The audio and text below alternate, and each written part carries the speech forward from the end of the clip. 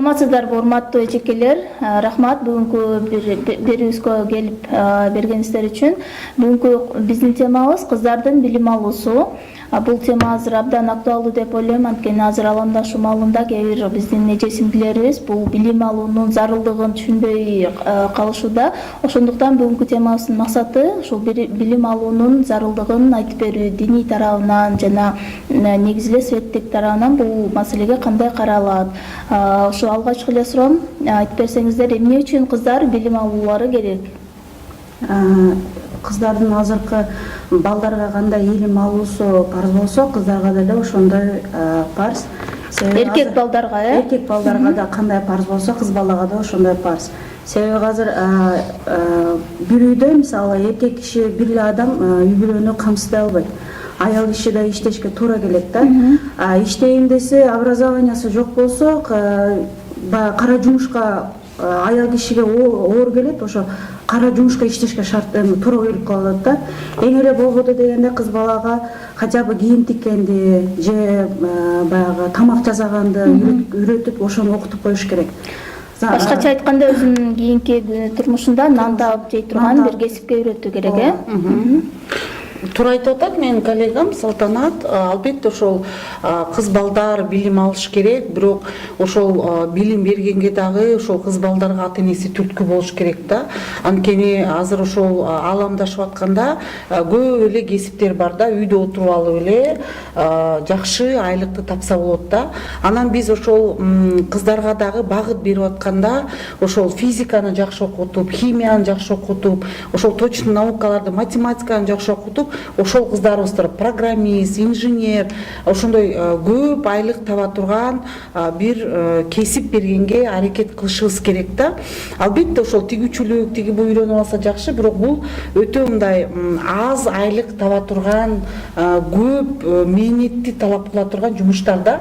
Ошон үчүн биз кыздарыбызды ошол билимге умтулдуруп, аны ошол диний жагын да алсын, бирок азыркы жашоосунда өзүнүн жашоосун алдыга алып кеткенге, бир жакшы кесиптерге аларды чакырып, ошолорго бир ата-энеси инвестиция кылганды унутпаш керек да. Андан башка деле айымдар деле күйөөгө тийдим болду деп эле отуруп албай, ошол турмушка чыкканда да азыр онлайн сабактар өтө көп болуп атат.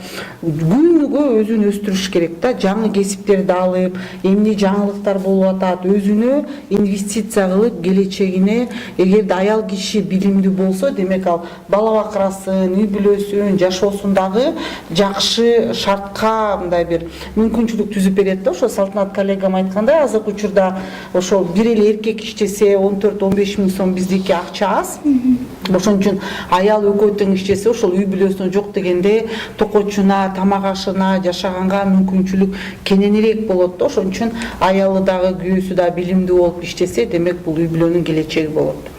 Айтып кетсеңиз, ушул Мутакалим коому 20 жылдан бери ушул жаатта, башкача айтканда, айымдар менен тыгыз иштешип келатат. Ушул экономикалык мүмкүнчүлүктөр кеңейтүү жаатында кандай иштерди аткарууда Мутакалим коому?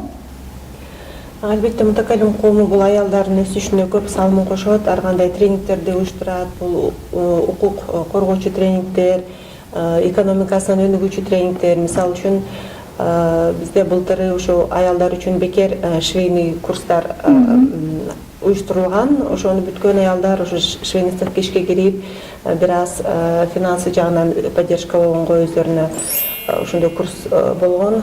Дагы башка көптөгөн тренингтер болот. Мисалы үчүн кандай үй бүлөлүк бюджетти кандай колдонуш керек,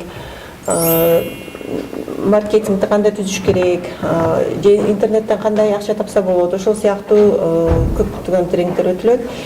Мисалы Жалал Абад областында дагы кулинария цехи иштетилген, ал жакта да аялдарыбыз өздөрү ошо бирдеке бышырып сатып, бир акча түшүргөнгө мүмкүнчүлүк пайда болгон.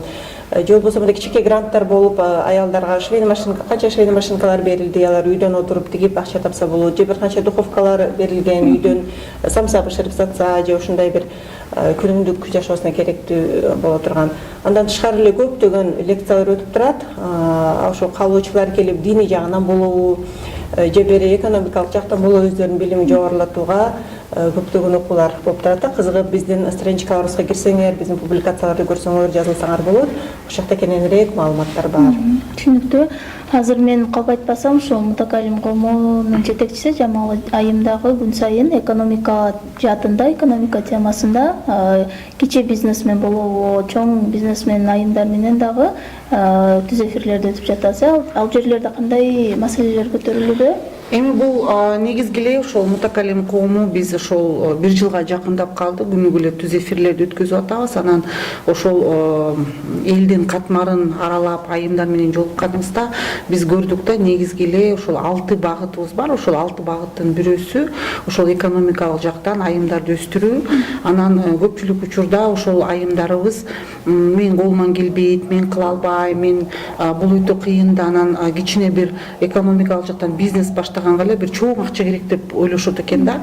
Анан биз ошол себептен ошо түз эфирге ошол айымдарды чакырып, бизнеси жакшы болуп аткан же жаңы баштап аткан, ал кантип баштады бизнести, канча сом менен баштады, эмне кылыш керек, кээ бирөөлөр чакырып атат, мага ошол иштегенге айымдар керек деп, ошол айымдар өздөрүнүн кылган тажрыйбасын, жетишкендигин түз эфирде бөлүшүп атышат да. Анан жалаң эле айымдар эмес, биз эксперттерди чакырып, канткенде бизнес ачса болот, эмне кылыш керек ал үчүн.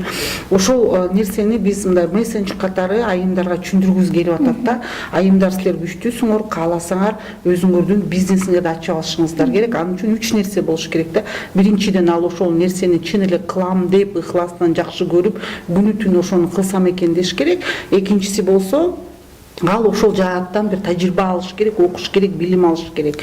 Үчүнчүсү болсо ошону кылып атканда ал ошол маркетология кылып кичине да болсо изилдөө жасаш керек да. Мен ошол буюмду сатсам ким алат, эмнеге алат, кандай алат, анан ошону алдыга жылдырсак да биз ойлойбуз, эгерде ошондой бир түз эфирде азыр көп эле айымдар катышып, аябай кеңештерин сурап атышат да.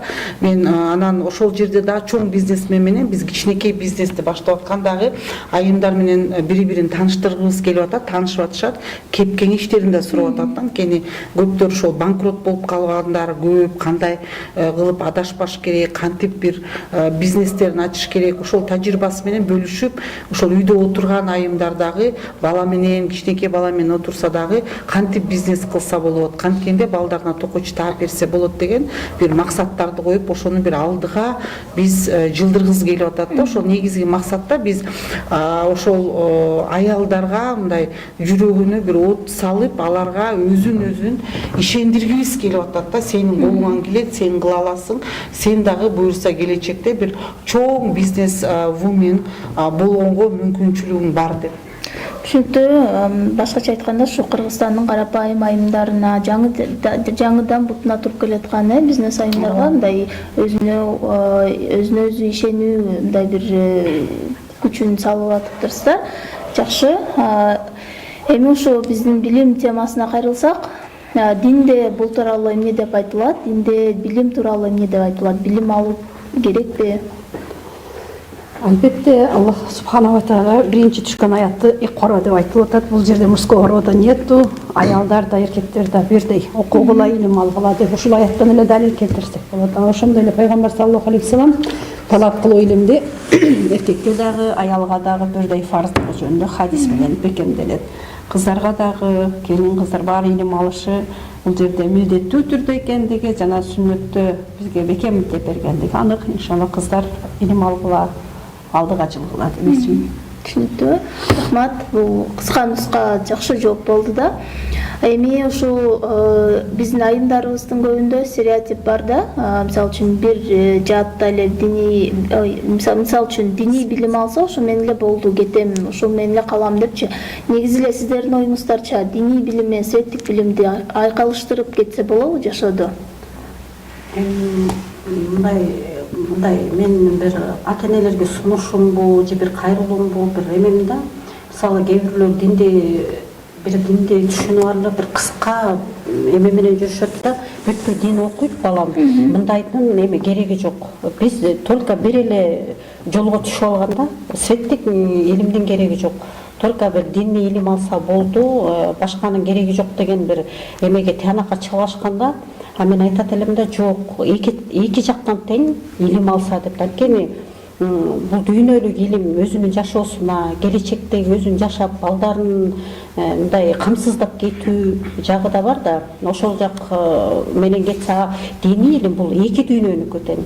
Эми диний илимди обязательно алыш керек. Анткени эркекке да аялга да фарз дегенден кийин бул мындай күнүмдүк жашоого да керектүү да. Бул күнүмдүк кандай өзүңдү таза алып жүрүшүң керек, кантип тамактанышың керек, мында тамактанып өзүң уктагандан баштап тамактанып, кабырга чейинки бир эмелердин баардыгы бар да. Ошон үчүн бир эле жакты көздөп албай, эки жакты тең мындай кенен алсак дейм да. Ошо бир эле жак менен кеткенди мен сунуштабайт элем да.